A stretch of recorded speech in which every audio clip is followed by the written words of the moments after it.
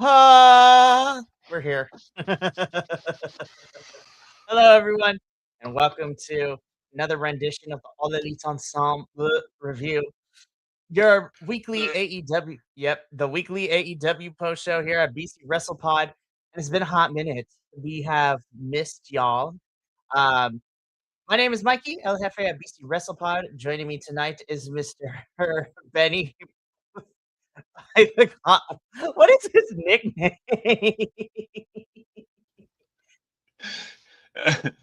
That's Benny back out at the bear. Lord help us. Man, I needed that laugh. Oof, it has been a long day, but we are here to talk about some AEW Dynamite and Collision. But before we get into all of that, y'all already know the intro bit, but because we weren't here last week, we're going to do a rapid fire succession of the important things from Dynasty and from last week since we weren't here to cover everything. So let's just get into it, shall we? As far as Dynasty goes, the most important things that you need to remember is Keshida and Okada couldn't get on the same page, so they lost their match, but we're still getting a international championship match between Okada and Takeshita at Double or Nothing coming up here in a couple of weeks. On the flip side of things as well, Maxwell Jacob Freeman ended up beating Kenneth Omega and retaining his championship.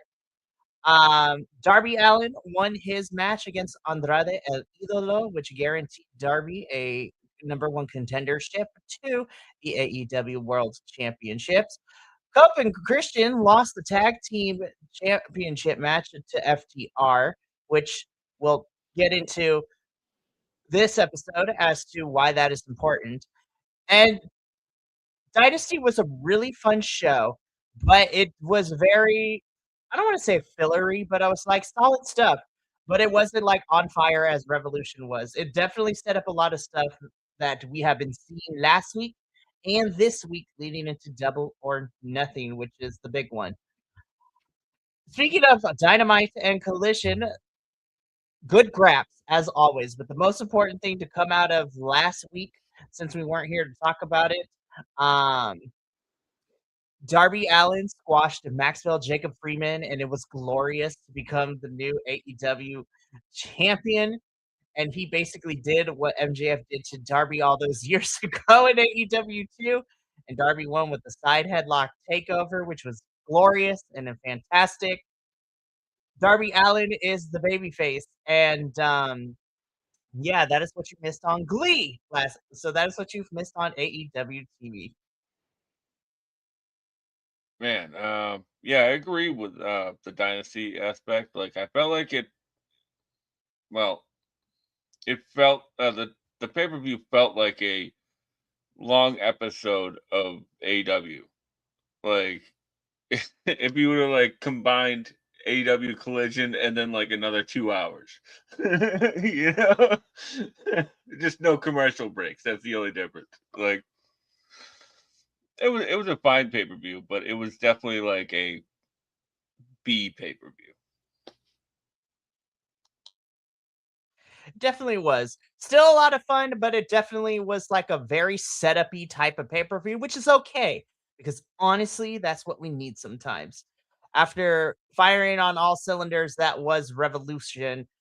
Dynasty was a nice like palate cleanser. It was nice. It was easy to watch. Didn't have a lot of complaints. And it's setting a lot of the stories up that we are getting leading into Double or Nothing. Um, Antonio Khan, hopefully this week or next week, we can start announcing the Owen Hart tournament sometime soon. But who knows? We might be getting that tomorrow on television. So, but we are here to talk about last week's Dynamite and Collision.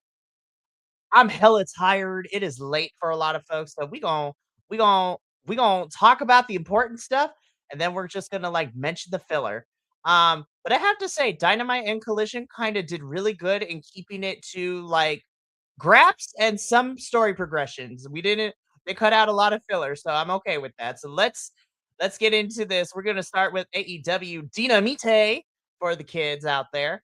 And so we open things up with MJF throwing a mother tucking tantrum.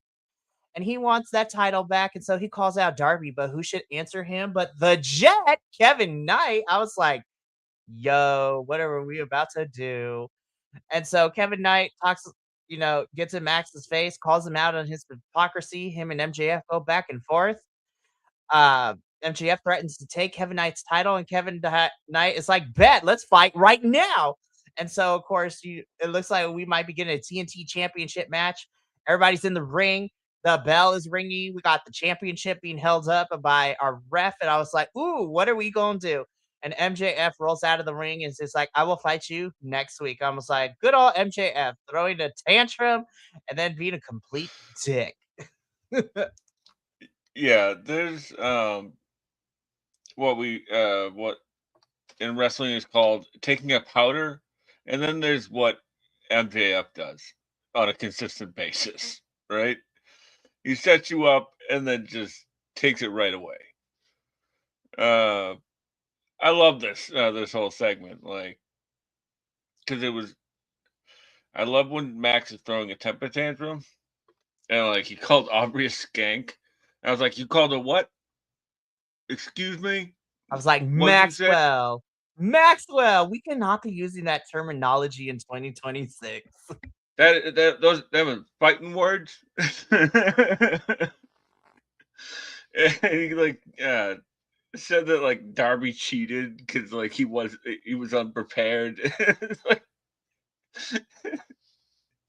just for shits and giggles, 2 hours to get ready, buddy. For real. For shits and giggles, I hope Aubrey is the one who is reffing the TNT Championship match tomorrow. Oh yeah, right. That would be amazing. Just as a fast count. That would be amazing. Just MJF completely still continues to lose it. So, oh man. So this is how we opened up Dynamite. We will not be done talking about MJF because we're going to discuss him a little bit later as he and Darby get into it a little bit later. But we continue on with the show where shameless t-shirt, shameless merch spot. And honestly, I can't be mad at that. As an entrepreneur myself, I'm like, get a Jericho, show off this t-shirt, buy it on shopaew.com. But the demand, Chris Jericho is just like, I still want to fight you, Ricochet, and the demand. And Ricochet is like, can you not count? There's 3 of us and 1 of you. And Jericho is like, I'm gonna go find some people. And Ricochet is like, bet, who's gonna want to work with you? And this is honestly how the segment went. Yeah, and I love the subliminal thing that like the Kevin Nealon bit that Jericho is doing right now. I've never seen a more hideous shirt with the best font I've ever seen. Like, I'm so mad. It's giving me like those 80s like rock band t-shirts, and I'm mad that is Jericho, but like I dig it. yeah, like I think that's Iron Maiden font, you know? It's like, oh, that's cool, but all this other stuff I don't know about. You know? We're just giving Jericho something to do. Like, try explaining this shirt 5 years down the road. There's a lot going on in this shirt. We could have just had Jericho on it. Like, that's all we needed. Right? Just like a lion on the front or something. Like, oh my gosh. Too much going on.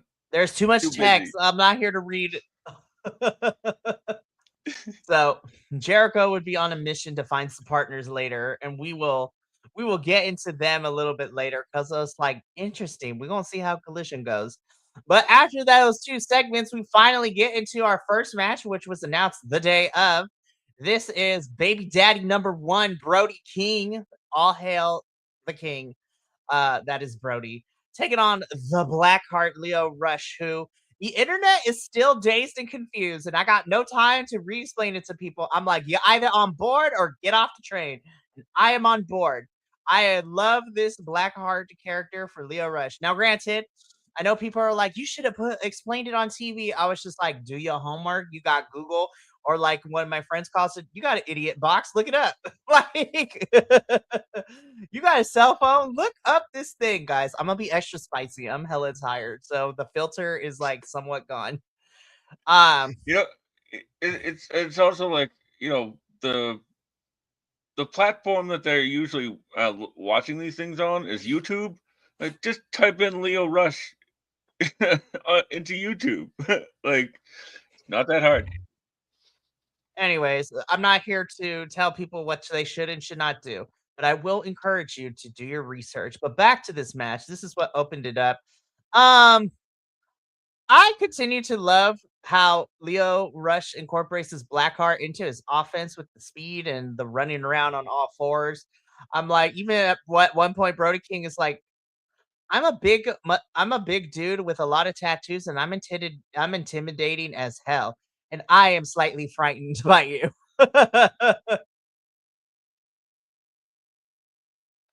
Right? Uh, yeah, I didn't mean it, to tell anybody that what they should do either. But I'm a big fan of the Blackheart character, especially that like little no running the rope spot. Like, no, and he runs and jukes him out. Oh Mhm. man, uh, and the crowd at one point was like he's got rabies, which I thought was pretty funny. This crowd was Portland, you were on a good one. We love you. Yeah, this was a good crowd, and um, what like this one actually went uh much longer than I expected, Mhm. and uh, Brody doing Brody things, and Leo doing Leo things, man. Like,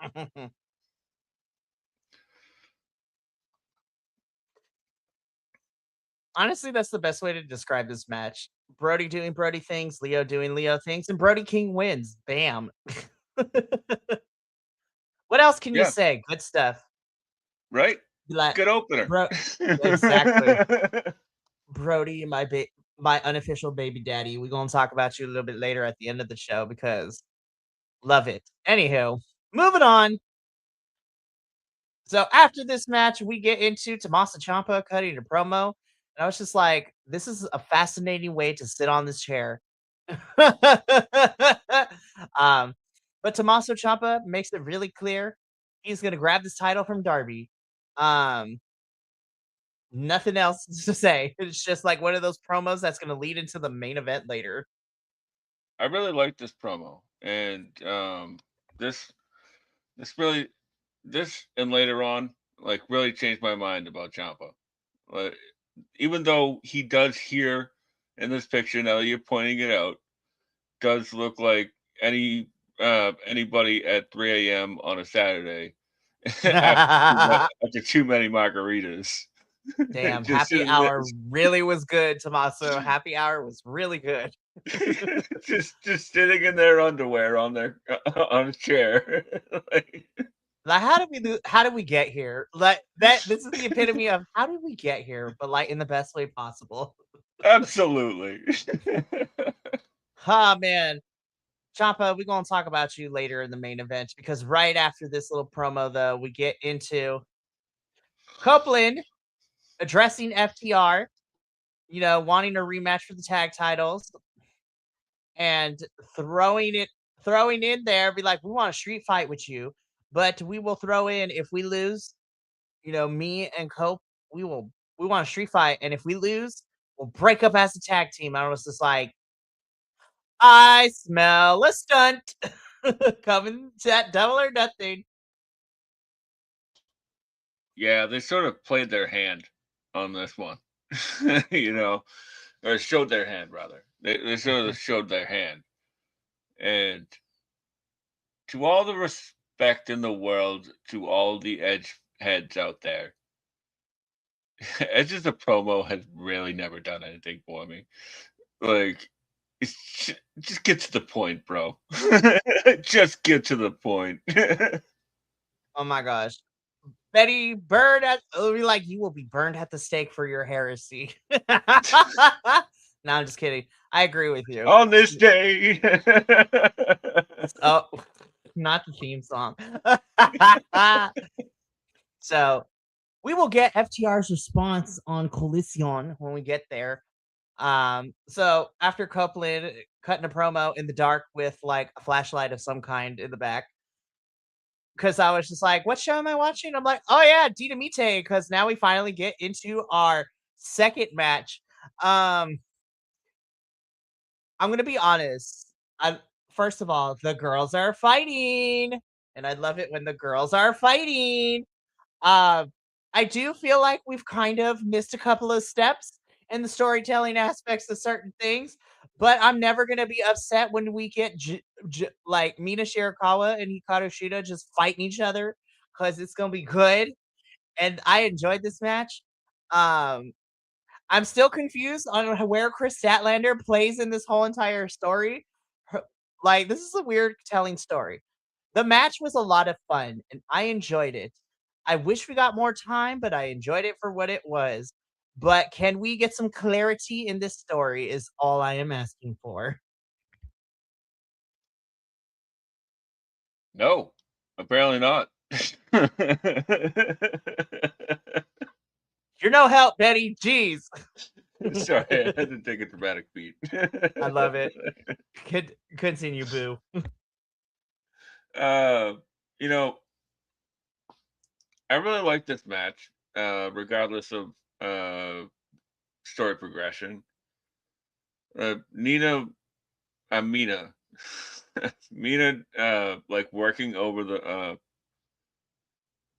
knee of Sheeta, which in the first half of this match I thought was really neat. And then Sheeta at one point just had no knee problems and walked Nina up the steps on his shoulders. It's like one of those things like, okay, that's a little odd character choice, but whatever. Um I really I think that they had amazing chemistry, and it's just nice to see Sheeta back. That's really all I got for this one. No, honestly, I feel the same way. I'm just happy that Sheeta is back. I would like some clarity, but I am glad that after almost 2.5 years, Hikaru Shida is back. And yeah, give them more time, Tony. And I'm okay if you want to run Mina and Shida back at some point. Also, a little Mm, clarity in the storytelling, but you know what? It was fun. I enjoyed it. And Shida slowly inching closer to full blown heel is gonna be great. And I can get behind all that. yeah, Alrighty. like the story of this one was sort of like Tony, Tony as well. Like, what is going on? But Now I I will, digress. yeah, I will say we did get a little plot progression on Collision. So I was like, okay, so it kind of answered some of my questions, but like we should have had something on Dynamite too, but it is what it is. Sheeta wins Yeah, this match, and we move on to our next segment, which was da, da, da, da, just Takeshita Okada fighting like schoolgirls, and I'm here for it. Calling each other bitches and like cutting promos against each other. And to remind all of us that we have this international championship match at Double or Nothing. And I'm like, sweet baby Jesus and the grown one too. This match is gonna rule.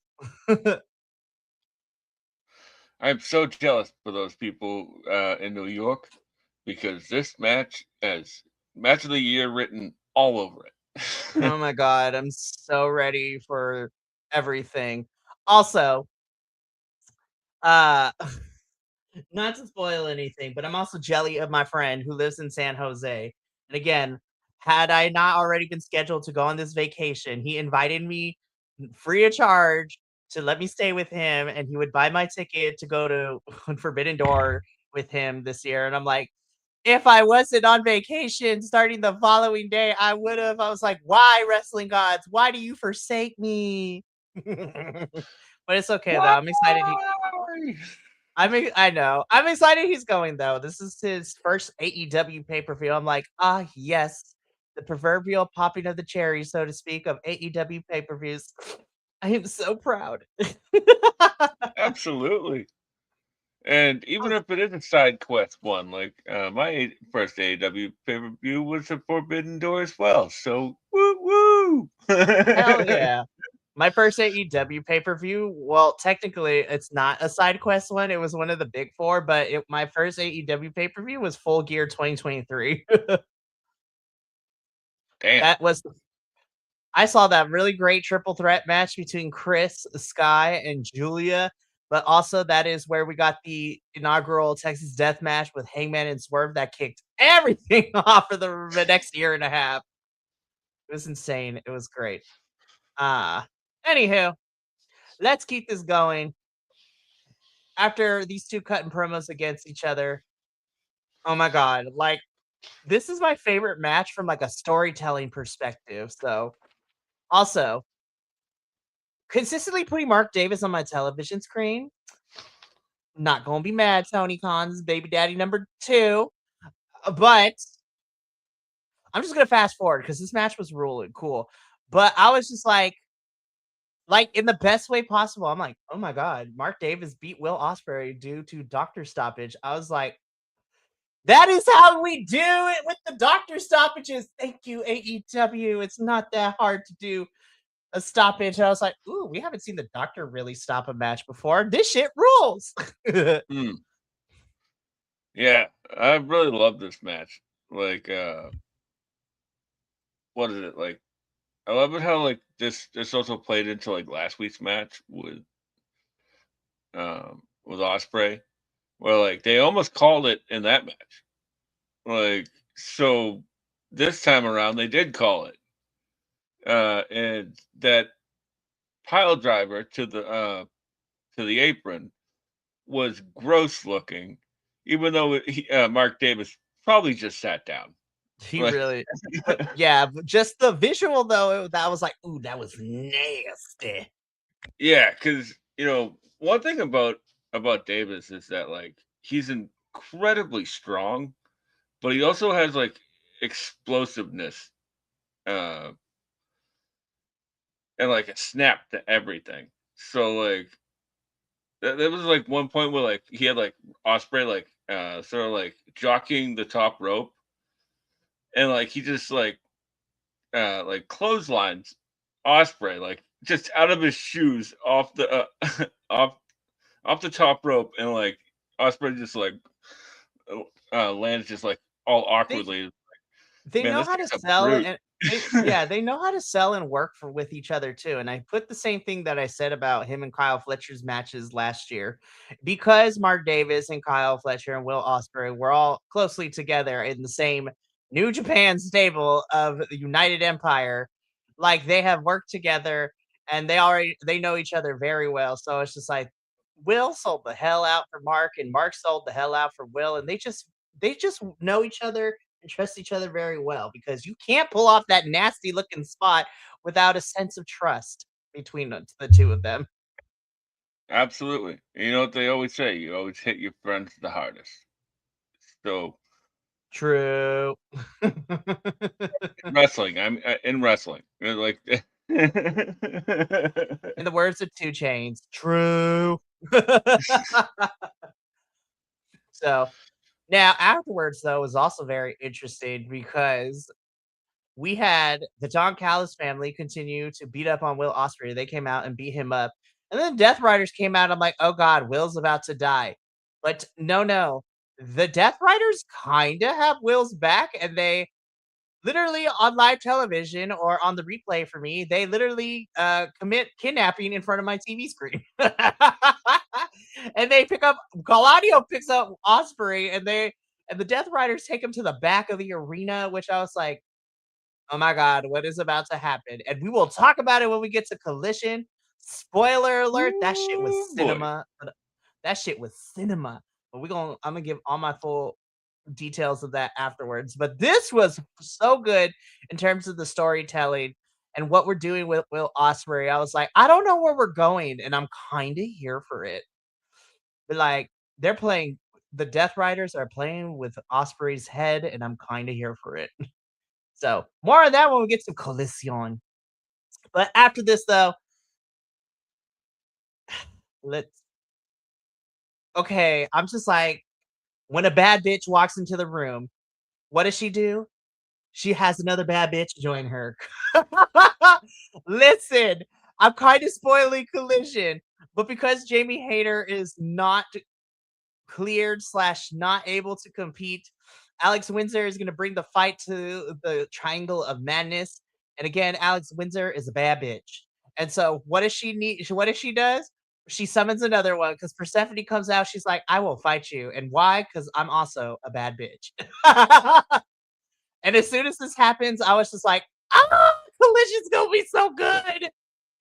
I know, right? Like, wow, these two together, like, man, this is gonna be a slobber knocker, to steal a phrase, you know. But like, I, I thought it was funny. It was like, it's every woman within earshot of every woman tonight. Yeah, Apparently, because whole I was week. just like, there are too many things for them to be a coincidence. Yeah, right. It's like every time it's like, oh, funny you would say that. Like, we just eavesdropping, like just off camera, or what? What? Like, And I sure, why right not? outside the women's bathroom? Like, what the hell's going on here? Oh man, But so these, man, this did yeah, make me excited because Per se is so great. yeah, I was excited. I was like, oh, these two are gonna have so much fun on Collision taking on the Triangle of Madness. So we will get to that match a little bit later. But after this backstage promo, guys, Tony Khan just dropped it. Be like, oh, just again, Tony Khan. We cannot just casually drop these things. Have like all of last year, be like, oh yeah, just letting you know, Kenny Omega's back and he's gonna fight. I'm like, excuse me, or like, oh, Hangman Page, Swerve is back. Yeah, that's cool. I'm like, you cannot just drop this on us. Literally an hour before the show, Tony Khan got on Twitter on the IWC Twitter and was like, "Yeah, guys, Samoa Joe's gonna have a match tonight. He's cleared. He's ready to go." I'm like, Antonio, what is this? Going up against classic Cody Chun here from I was like, Team oh man, I Championship was so 5. bummed. I was like, Cody, I love you. You're gonna die. But good for you. Man, he made every moment of that.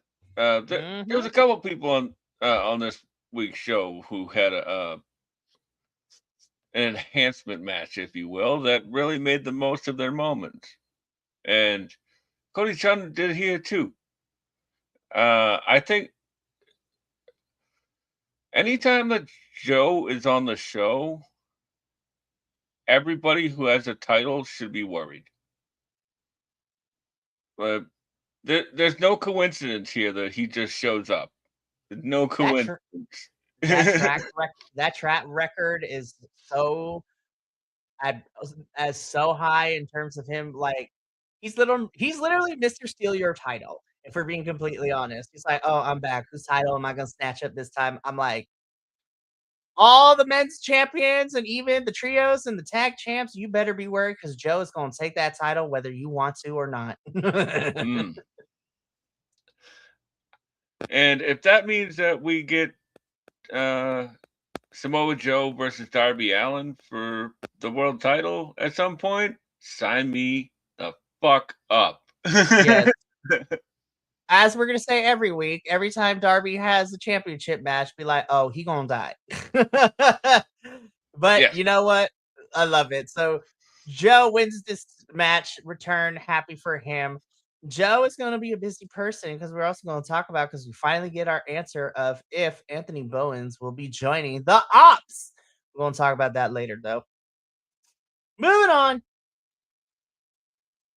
Jericho Part 2, Electric Boogaloo. He finds some people to work with for this trios match on Collision, and he has enlisted the help of the Hurt, the Hurt Syndicate business.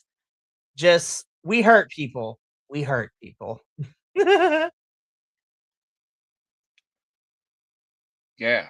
Uh, I like this. I like this segment at the moment. Um, giving, but after time, maybe not. You know, and I did like the fact that they played on the real life drama between MVP and Jericho, and they just went. It's just business. I like that. Honestly, I'm here for it. So they would be teaming up on Collision, and we won't talk about that match when we get there. But right now, we hear from our new AEW World Champion. Darby keeps it super simple and super short. He understands that this title reign may not last long, but damn it, he's going to give it everything he can. Then MJF and his nonsense interrupts, and it's just like, I want my title back, you little turd. And Darby Allin is just like, no, because internet, no is a complete sentence. And Darby is just like, when you have something to put on the line, then I will give you a title. So I was just like, I hope, again, it would be funny because we know that him and Kevin Knight are going to have this TNT championship match next week. I would love for Max to lose, and then he would have to win the Owen to get a shot back at Darby. Like, that is what I would love to see.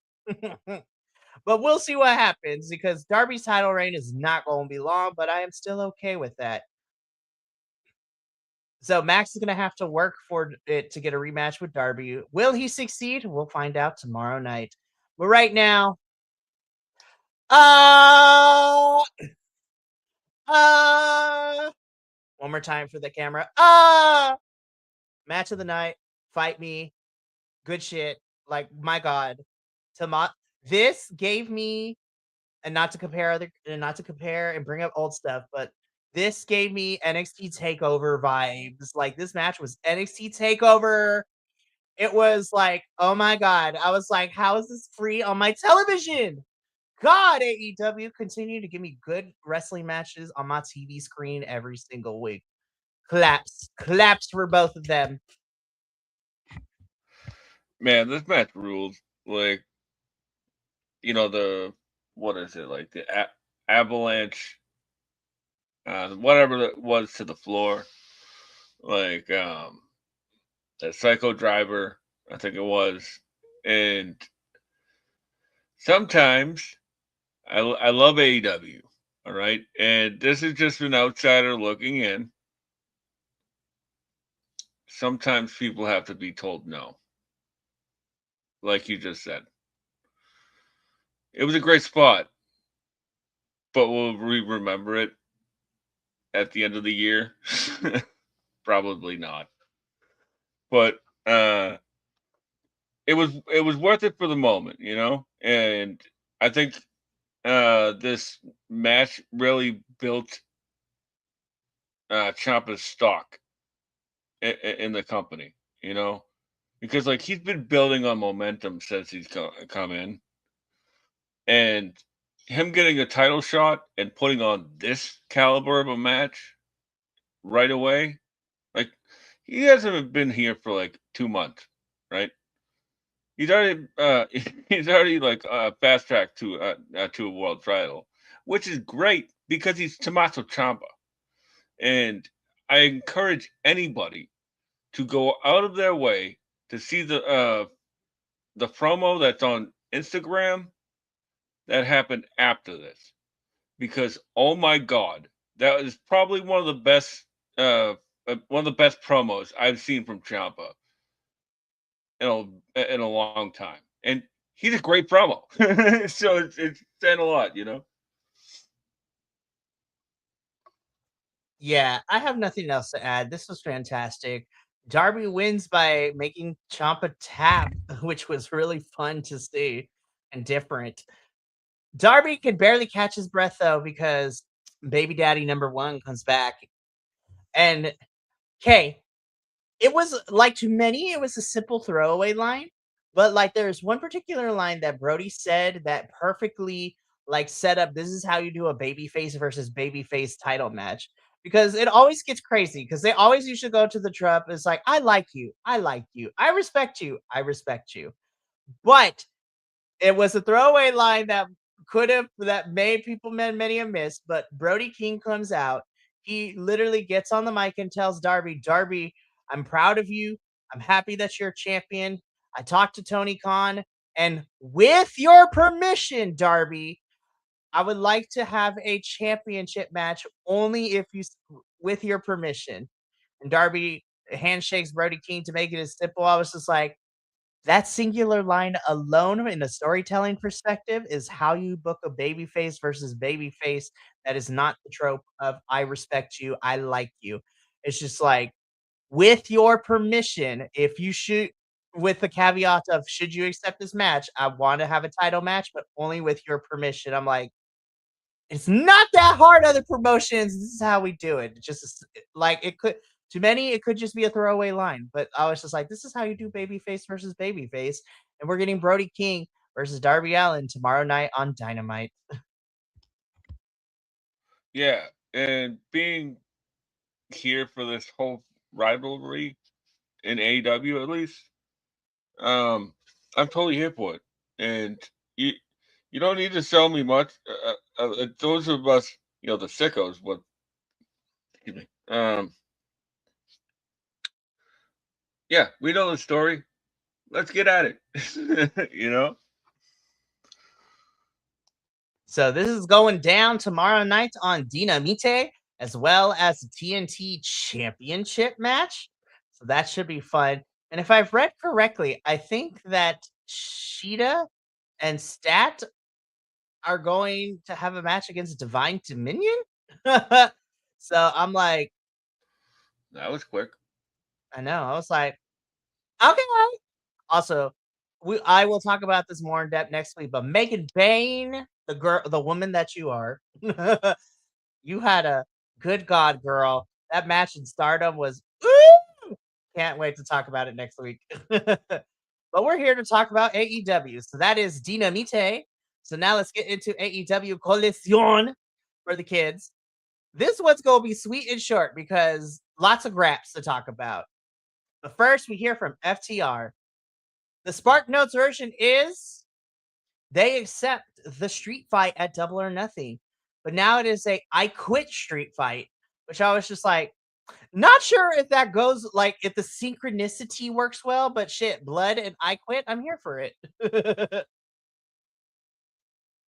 Sounds like somebody pitched a dog collar match and somebody was like, I'm too old for that.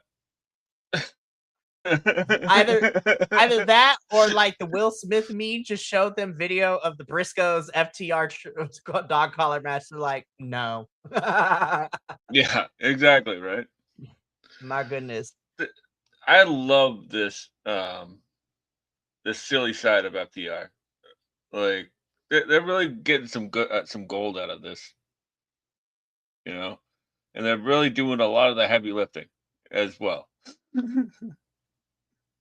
100%. So we haven't got the official graphic yet, but it is a New York street fight. New York I quit street fight. I don't even know how you're going to word it. There's too many words to put it together, but it's going to be a car crash, and I'm here for it. Why not? Double or Nothing. But then I'm like, but it's a New York street fight, and it's I quit, and we're in New York. So how does the athletic commission? Not my problem to worry about it, I guess. Nope. Not my problem. Anyways, let's keep this going because, first of all, like to kind of put everything into perspective, we had an opening with the conglomeration. FTR and Stoke interrupt this backstage moment. FTR come out to do the promo as they're leaving up the ramp. The 90s sitcom that is the conglomeration interrupt. And then we get into this match for the AEW World Trios Championship. So apparently, Roddy and Kyle O'Reilly, They're all copying Orange Cassidy's swag as they now all hold the championship belts in JanSport backpacks, which we love. um, and so the conglomeration are taking on the Don Callis family, which is in this iteration our CMLL World Heavyweight Champion Hechicero, Lance Archer, and Andrade El Idolo. I will say, someone posted a really funny meme about this match with Orange Cassidy and Lance Archer because of their heights. It looked like Orange Cassidy was motorboating Lance, and it was hilarious to see. This Yeah. was fun.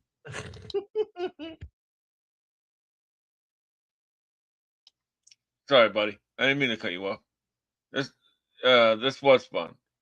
Uh, I really like the idea of Roddy using Orange as a unwilling weapon, and was it Kyle? Like when he comes out with the JanSport backpack, like he's usually like playing the guitar, like playing the belt like a guitar. And I'm like, how's he gonna get around now playing the belt? And then he starts playing with the drawstrings. I'm like, oh, Kyle, never change. I missed you, Kyle. We missed I you. miss you so much. Oh, I'm so it's just the best. for real. You know, I like, was it like Andrade? I guess like met up with somebody in the crowd during the commercial break, and probably the biggest pop of the night was Andrade taking off his pants. Are we surprised Rightfully so. though? Are we surprised though? No, we are not. And listen, not to put people on blast here, and I can't speak for my co-host, but I will say I'm not gonna complain. Nope. Nope. The conglomeration retained their trios championships, and we must move on.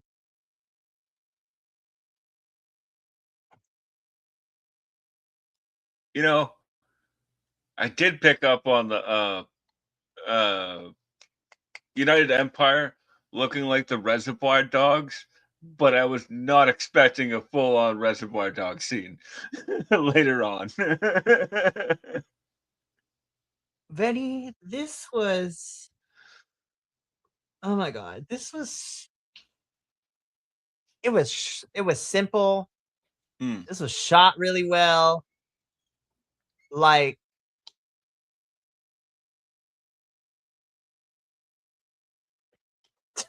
yeah, I don't have words. I was enthralled. this was honestly one of John Moxley's best promos, like ever, possibly. Because that like slow villain type of promo he's doing right now really worked for this situation. And you know, we know that how bad of a guy Will Ospreay is willing to be at times. So he still has that inside of him, you know. He's not just the happy little lab that we know him as, you know. Oh man, I can't I can't wait to see how this unfolds. And then like I love how like they come out the Death Riders come out for the next match, right? And Mox is with him, and he gets on commentary, and Tony tries to coax it out of him, like so what happened then? And he goes, oh, don't worry about it, call the match. So this was awesome. And honestly, I love this. I love this mind game that John Moxley's playing with Will Ospreay. Also, Callum Newman being like a complete troll and tweeted out during the show at this moment. He's like, "Yeah, go ahead, run away again." I was like, "Damn, Callum!" I was like, "We just got no love." Oh my goodness, but I love it though. I need more of this. The the fun thing is with this story, I honestly don't know what the end game is here, and honestly, I'm okay with that because usually I can kind of tell where the end of the story is supposed to go. I can't tell you where we're going with this, and honestly, I'm okay with that because I'm enjoying the ride. Oh man, 100%. I love to be taken on a journey. So, how about it, boys? we will continue to investigate the plot as we get more of it. Well, like you said, Benny, though, because John Moxley's on commentary, because God, what a 10-man tag team field. This is the Rascals and the Young Bucks taking on the Death Riders and the Dogs. God dang, man. Like, bodies everywhere is essential, is what I have in my notes. And claps all around. There was a lot of stuff that I've seen uh in this match, like that, like I've seen in other Young Bucks matches, but like it's not an insult. I love the Young Bucks matches. I love the ways they put together matches, right? Like the was it the sharpshooter spot? Like and like they're doing like moves in between everybody. That was so brilliant, man. Like and then like everybody like feeding into Matt Jackson's Northern Lights suplex. Like he'd hit one and then somebody would roll in, he'd hit another one. Like this was everything you wanted in a party match. And one of my biggest pet peeves about 10-man tags is that they're slow and they're plotting. You know, most of the time, what they used to be in WWE. You know, and let's just have lucha rules or New Japan rules. You know, like just let them have at it. Like every few minutes, somebody tags out. That's now the legal person. Like so much fun, man. What a fun match. And the bad guys win this one too, which is really nice too. The Death Riders and the Dogs win. And I'm kind of here for that, not gonna lie. I actually really like the chemistry between the dogs and the Death Riders. Like they were even doing the little huddle thing at the end. Like pretty cool. Like uh, if we would have gotten a little bit clarification earlier on, maybe the dogs could have fit right in with the Death Riders. But hey, who knows? I'm here Who for it. knows? Either way. I am here for it all the way. So let's keep this going because after this match, though, we cut backstage. And this is where we get the plot development and some clarity for what is happening. Also, Harley Cameron, is there like anything that you can't do at this point? Because Homegirl is speaking whole Japanese to Ishida. I was just like, you can speak Cantonese, you're a ventriloquist, like you can make music, you speak Japanese. I'm like, what can you not do? But here's the important thing though. Mina and Harley want answers as to what is going on with, what happened to Tony. Mina is still trying to get answers. Cheetah being a heel, but like not being like an evil heel basically tells them you ain't shit. You can't get nothing done. You can't get these titles from Divine Dominion. And poor Chris is caught in the crossfire because she's like just trying to talk before her match. And as soon as all this transpires, she immediately leaves. I was like, damn, Cheetah, Yeah. you telling Mina and Harley they ain't shit. That's crazy. Man, this was so much fun. I completely agree with you. Sheeta is definitely like that heel turn is definitely coming in hot. And actually, I don't know if stat is gonna if it's gonna be on stat. You know, but I think I think the Cosmic Babes of Wrath had a great run, and they did nothing with them. So I think the best thing that they can do is just separate them all right now. Like just get them away from each other so like they don't you see what I'm saying. But like as you were saying, like Holly Cameron, she can speak Cantonese or Mandarin, whichever one it is. I don't know. She could also speak Japanese, and uh, the only thing that she can't do wrestle.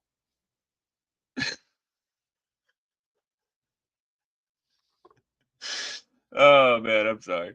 Damn, Harley. I Damn. Which no, but we joke about this, but she even will tell you she's still learning, and that's the important part. oh She's yeah, improved a hell of a lot. She's still got a long ways to go, but no, you cannot wrestle at a high caliber yet, and that is the most important word. Yet. right, exactly. It's not fair to have Hikaru Shida, you know, Chris Statlander, and all the other people, and then try to expect somebody with less than 60 matches and under their belt keep up with them. You know what I mean? And she's doing great. I'm not just putting her down. I was just joking around. No, Betty, you don't need to explain it. It's okay. Like we know you're joking. It's okay, my friend. I promise. Okay, And honestly, okay, you are good. Never apologize unless I tell you to, but never apologize. okay. Fine. 10 punches is not 10 punches in the corner and a crossbody is not. Uh, I don't know. I lost my train of thought. expand Let's keep moving. expand Let's your keep moving. repertoire, Harley. Nah, we love you, Harley. Right. We love you so much. We are wanting you to do great things, and you will get there with more ring time and more training. And we love you, girl. But yeah, Hikaru Shida basically told them they ain't shit. Yeah. Lord. And I Yes. was just like, the girls are fighting. And I'm here for it. Speaking of the girls are fighting, Chris Statlander's in action. She is taking on one of a face that we are familiar with from other appearances. Miss Becca is facing Chris Statlander here. Uh, Tune-up match for Chris. She wins, but Becca showed off some really good stuff, and I liked what I saw. Yeah. She Chris Statlander gave Becca a lot. Um and I really like that because Becca is fantastic. On Becca on God, you know what they say. And I don't know why we need to build Chris Statlander. Like th- this was just odd for me. To be honest with you, because I was like, we know who Chris is. Like, she can have a great match at any time. Like, But like, okay. I'm like, here's whatevs. if they were like trying to build like the story between uh, Sheeta and Stat, there was no interaction.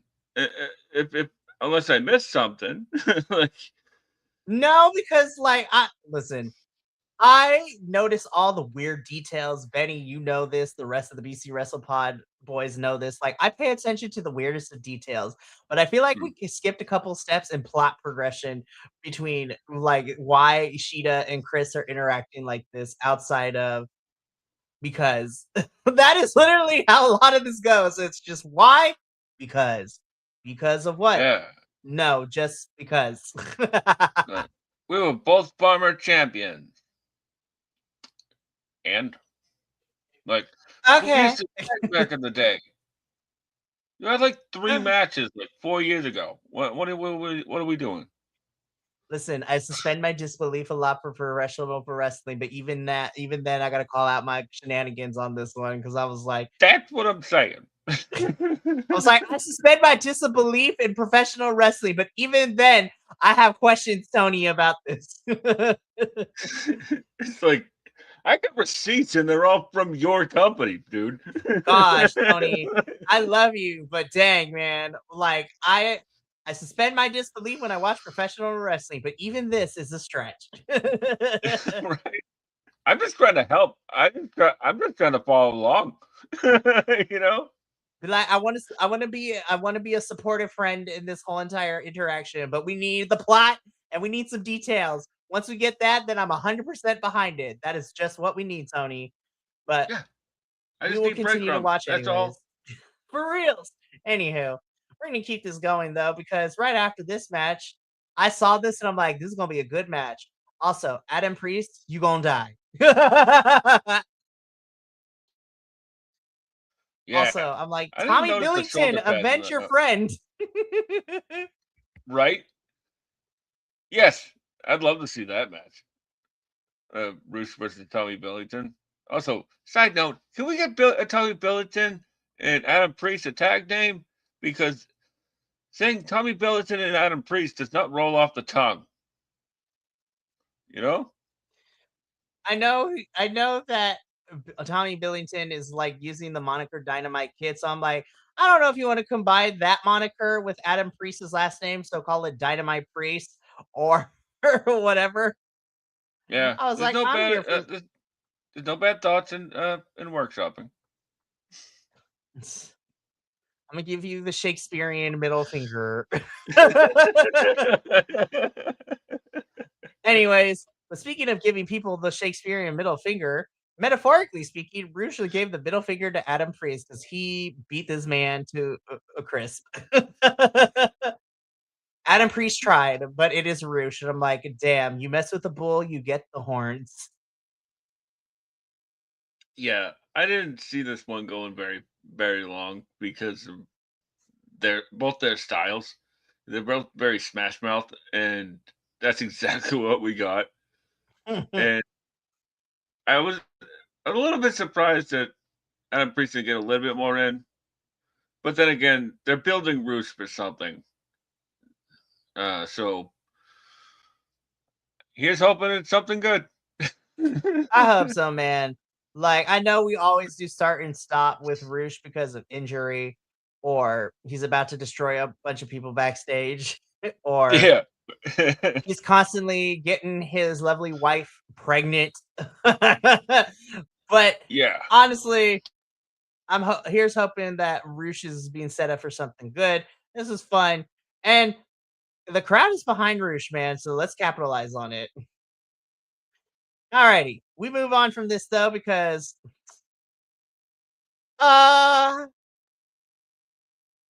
Persephone and Alex Windsor. Like, I know Jamie Hayter's ready to come back. Can we have Persephone to make this a trio? I'm just saying. Like, god damn.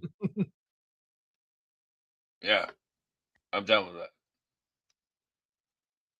I actually really like this match, and it really showed how much I miss Sky Blue as a wrestler. Like we don't. I feel like we don't get to see Sky Blue in ring as much as we used to, and she's not. She hasn't lost a step, and that is certainly her strength is her in ring ability, and they should definitely let her shine a little bit more. Facts. And then, of course, you got Julia running around causing problems because of the miss. That is how Tekla and Sky are able to win. Also, sidebar Tekla is funny as hell because, like, when she and Alex Windsor were having that back and forth, I was just like, I keep cracking up. It's just like, I wasn't fired from Stardom. Okay, I was fired from Stardom. Also, Alex Windsor now have a new British insult calling people a tit. I was like, what is this insult? I'm so here for this. Yeah, they had said something a couple like last week or something, like Jamie Hayter and Alex Winter, and I was like, I'm gonna have to Google that word because I have no idea what that means. Right. You And know? again, Alex Winter calling Tekla like a delusional tit. I was like, what is happening? But no, Tekla's great. Like when she just Mm. goes off, she's so funny, and I love her for it. Like she can wrestle, and I love her. But like it's like the Okada effect. It's like just give them a little bit of freedom, let them be a tiny bit funny, and the crowd is behind them. I wasn't fired from Stardom. Okay, I was fired from Stardom. And listen, I'm not a performer by any means, but like the timing of that was so good. Like she said the Mm. first part, let it sit for the crowd, and then she retorted, and I'm on the floor laughing. Yeah, because like you could you could see her thinking, right, about the about the retort, you know. And one thing I thought was really cool about this match was that you got three women's champions all in this match. Like you get the AEW Women's Champion, you get the NJPW Strong Openweight Women's Champion, and the CMLL Women's Champion, which is pretty freaking neat. And Sky Blue, I And love. Sky. But no, we love Sky in this household. Hey, you know what? If this means that we're setting up some stuff because Miss Persephone is here, we might if we're setting stuff up for Forbidden Door, I'm not gonna be upset. Or even with Alex too. I was just like, "You're the New Japan Strong Women's Champion." Just Yeah, just saying. like looking at this graphic, I was like, "Ooh, can I have? Can we please have Alex versus Persephone at some point? Because whoa, boy, Good God. So we're about to have some really great matches, both in AEW and Ring of Honor too. Because let's not forget that Persephone is part of that Women's Survival of the Fittest match for Athena's title at Supercard, and I'm excited. oh, that's right. Listen, Stephanie and Athena, Trishadora. yes, Athena, Persephone, Trishadora, Yuka Sakazaki is in this match. Freaking Billy Starks is in it. I'm like, good God, we are about to have a fantastic match. Lord help us. And honestly, if this is where you want Athena to lose, because she doesn't like, honestly, perfect situation for it. Fine. Just saying. Just saying. Anyways, let's keep this going. We got a little bit left in the tank for Collision. Next up, the AEW National Championship, Jungle Jack Perry versus El Clon. I love that we are getting an evolution of El Clon because now he's ripping off like the eye sockets of his mask to show the context underneath. And I'm like, yes, we love good character development. And okay, fun little fact. I love that wherever El Clon wrestles, he takes like their top person and begins to quote unquote clone them. So, like this past weekend when El Clon was in Mexico, he hacked the system and came out in his colors version, and he looked like a dark version of Mystico. He looked like the White Power Ranger, like, when it first was appearing in the TV show. He was the evil version of Mystico, and, like, I love that he is, like, cloning and being the evil version of, like, the luchadors that he wrestles, but, um, this was a fun match. I had fun. I'm gonna be a little bit out of a character tonight and say this was probably one of the best matches I've seen in a while out of Jack. Um, Yes. I really like because like I honestly believe that like with Jack, like if he's going up against a luchador, he's absolutely fine. Like he can match them, you know. They might have to slow down a little bit to catch to help him catch up because you know he only wrestles once a week or whatever for 5 years. But like, of course, I had to get some shade in there. Come on, like, come on, and but like I agree with El Clone is slowly becoming one of my favorite uh luchadors on the roster. Uh, that delayed Pele kick thing, like gets me every time, and he never hits it the same twice, so that's nice. Like here, like he like threw Jack into the corner, and as Jack was coming back out, he hit it.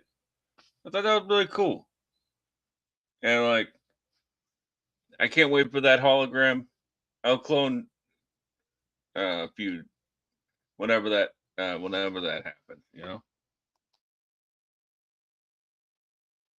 Honestly, I would love to see this be a feud for Perry, especially now that we have gotten away from him and Ricochet.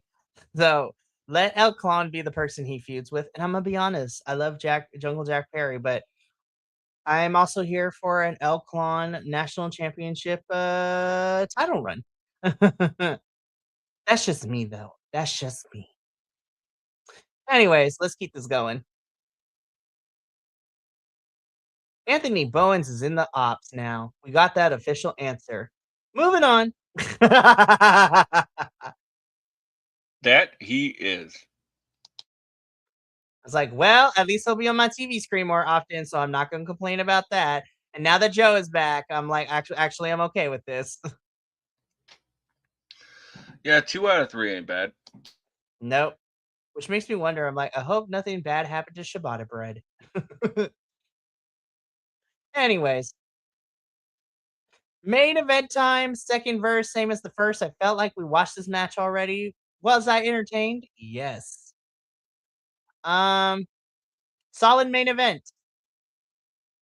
Demand looked great. Hurt Syndicate fighting with the Gates of Agony has me intrigued. Because that's a lot of meat in that ring. Very interested that we keep having Jericho do. So it's just like, I'm not mad at it, but I'm like, color me intrigued. So you know when they say fight forever? Not this one. I'm just kidding. Not this one. Not this one. Not No. this one. No. Because we've already seen we've already seen every single stipulation match there can be here, you know? MVP even wrestled a match in this feud. What are we doing? Could one of these old men stop and ask for direction? Because we lost. We lost the plot. We lost the plot. Again, like I said, second verse, same as the first, but no, I don't want this. I feel so bad for that crowd. They're like, this is the main event? Like what? We sat in 4 hours and you give us 2006 WWE?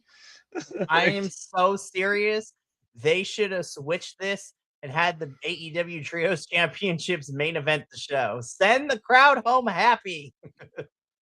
Oh, that crazy 10-man tag. You know, like I would have happily stuck around for that. Happy. Anyways, I literally just when I was watching it the other day, I was like, oh, that's the main event. Cool, I'll come back, and I watched it today. You know, I'm sorry. I'm sorry. It was fine. It was no harm, no foul. But like, it looked like Bobby like his knee or his ankle gave out like when he was hitting Leona with the spear. Oh my gosh. I'm just like, we just got you back. What? No. Yeah, because apparently we can't use Shelton without Bobby. So Bobby can't get injured. Nah, I'm here for a Shelton singles run. Like, honestly, him and Kevin Knight can feud, and I'd be here for it. Yeah, they already showed that they can go, and they're so good in terms of chemistry. We've seen it before. Right. Oh my God. I don't know, man, but the demand to win. Tell we're frustrated with this already. Oh my God. The demand win. We're done. Like that is Collision. That is AEW this week. We got lots of fun stuff this week. Like, God. Oh man, like that main event left a bad taste in my mouth after what it was pretty solid week of AEW television this week. Right? God, Tony. This is anyways, what you close out on. Anyways. So, all right, that is it for us this week for AEW. A little bit of some program announcing. We will not have a live episode next week because I am being called away to some other business that I need to take care of. But I will have something up as like a quick rundown of Dynamite and Collision because we are on the road to Double or Nothing. So some crazy shit might happen this tomorrow night and on Saturday. So we need to keep that going. So there will be a pre-tape video probably next Tuesday. But but we have a lot of stuff that is still happening this week. Tomorrow night, doubleheader, NXT and CMLL. We are back to our normally scheduled programming. So that is our doubleheader tomorrow night. Then on Thursday, we have Mystery Wrestling 25. And as much as I enjoyed it, I will be the first to say, Uno, thank God that the next iteration is not until June. Because we have seen so much mystery wrestling this month, which is not a bad thing. And JVL's going to kill me from the Netherlands. But I am glad that we're having a little bit of a break. So, anywho. And then on Friday, we have our TNA post show, which we're going to talk a lot of smack. We're going to have lots of fun. And yeah, so that is going to be a fun week. But that's going to be all it for us here this evening. Thank you so much for tuning in from all of us here at BC WrestlePod to you at home. Remember to take care of yourself, love one another, stay iconic, and more importantly than anything, you always deserve to finish your story. See you tomorrow for NXT and CMLL. But until then, sayonara, adios, and until next time, peace.